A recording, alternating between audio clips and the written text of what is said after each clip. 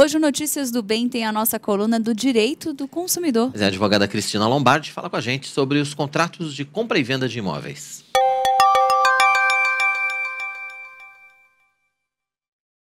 Olá!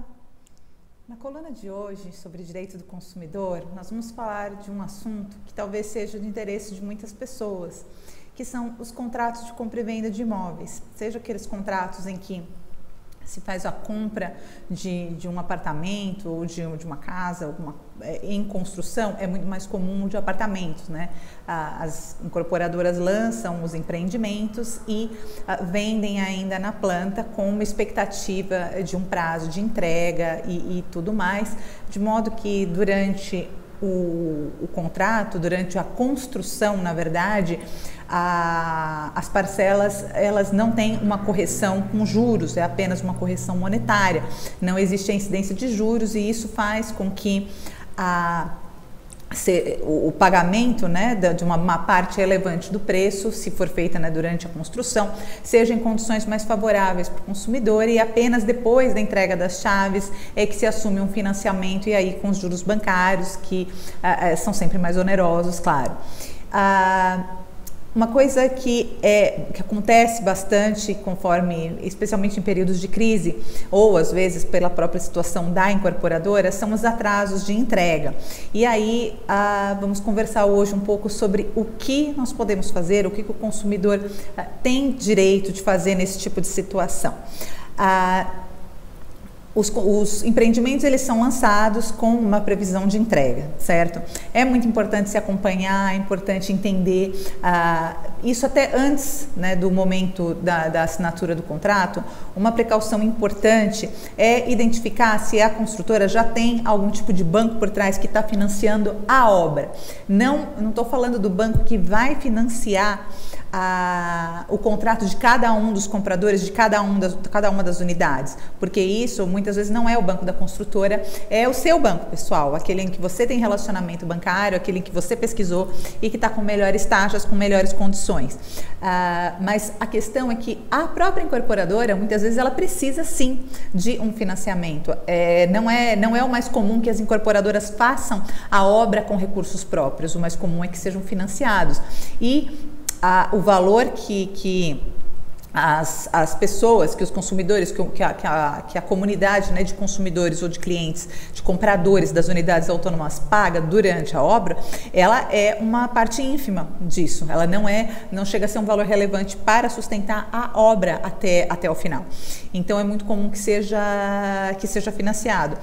Um indício, né, de que não haverá atrasos, ou que esse não será um motivo para atrasos, é o fato da obra já estar financiada. É algo que se deve questionar se a incorporadora já tem contrato com um banco, se já tem um banco que aprovou o projeto, que aceitou o projeto e que se comprometeu com o financiamento.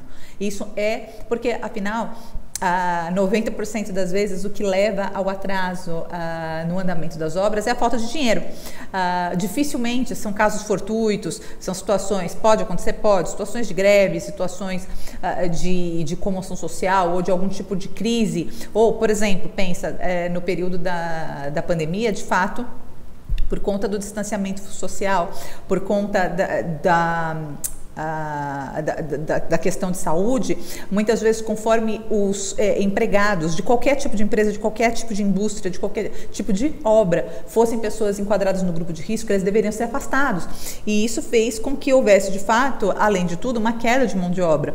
Mesmo obras em apartamentos sofreram restrições e sofreram, dentro, né, de casas, de apartamentos, limitações do número de horas que poderia permanecer um terceiro, um prestador de serviço dentro da residência executando determinado tipo de obra. Então, de fato, houve muitos atrasos e houve muitos problemas que estão relacionados a essa força maior, ou que foi o estado de calamidade decorrente da pandemia. Porém, em situações normais, em que não haja esse tipo de restrição, o principal motivo de atraso de obra é falta de dinheiro. Então, o fato de uma incorporadora já estar devidamente financiada, já ter um contrato negociado com um banco e ela já ter os recursos, né, devidamente levantados para a obra, é um fator importante para a prevenção de atrasos. Porém, não é o único e pode acontecer outras coisas. O que é importante saber? Uma das coisas que pode acontecer, problemas de documentação, problemas na prefeitura, também foi impactado na pandemia porque houve uma redução na prestação de serviços públicos. Então, se já não é uma coisa eficiente, se já é um processo moroso, com a diminuição do quadro de servidores, é claro que piorou e muito a concessão dos alvarás e das autorizações de construção e aprovações de projeto construtivo. Então, ponto é, esse é o principal tipo de problema, é atraso, e é importante saber que existe uma previsão legal que dá às incorporadoras um prazo de até 6 meses de atraso que não são puníveis, que não são hipóteses de rescisão. Tá? Então, isso quer dizer que existe uma margem de erro para as obras que em até 6 meses de atraso não é considerado descumprimento contratual. Mais do que isso, sim, e nisso o consumidor passa a ter direito não apenas a determinado tipo de compensação. Às vezes a pessoa estava contando com a entrega do apartamento para se mudar, então existem decisões judiciais que fixam aluguel, porque, digamos, a construtora se torna responsável pelo fato de o atraso dela ter feito com que você não pudesse deixar o aluguel ou que você passasse a ter que alugar um outro imóvel para poder residir. Então, existem diversas ações nesse sentido. Justamente porque existem diversas ações, muitas vezes as construtoras buscam uma composição. Acaba existindo margem para uma solução amigável. Muitas vezes é interessante, sim, ter um advogado mesmo para a condução da solução amigável, justamente para que busque uma condição mais favorável.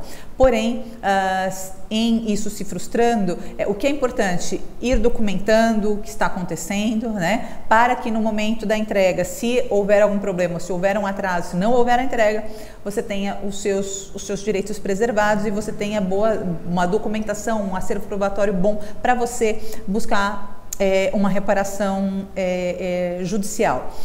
Outros tipos de problemas ocorrem na entrega, e aí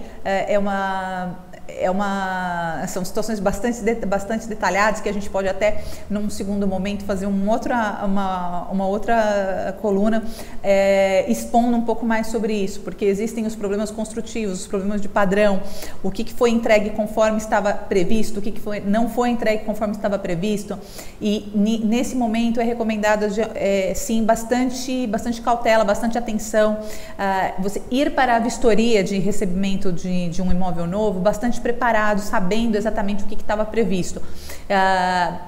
Embora seja bastante desgastante ler contrato, é importante entender o que exatamente está previsto no memorial descritivo. Nem sempre o que vale é as fotos, né? Aquelas perspectivas ilustradas do imóvel que vai ser entregue. É muito importante entender o que está escrito no memorial descritivo, porque muitas vezes existem previsões, vai entregar com tal acabamento ou similar, é muito comum isso. Então, é importante entender isso para ver se você está comprando aquilo que você quer, né? Para que você não seja iludido por uma propaganda que induza a erro. Situações gritantes, obviamente, que são inclusive objeto de anulação, às vezes até com intervenção do Ministério Público, mas muitas vezes não é gritante do ponto de vista jurídico, mas é algo suficiente para impactar na sua decisão de compra. Então, essas coisas devem ser vistas antes.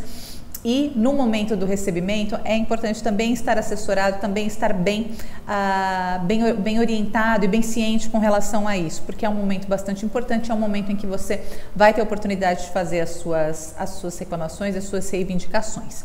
É isso. Numa próxima coluna a gente ainda volta a falar mais sobre esse tema.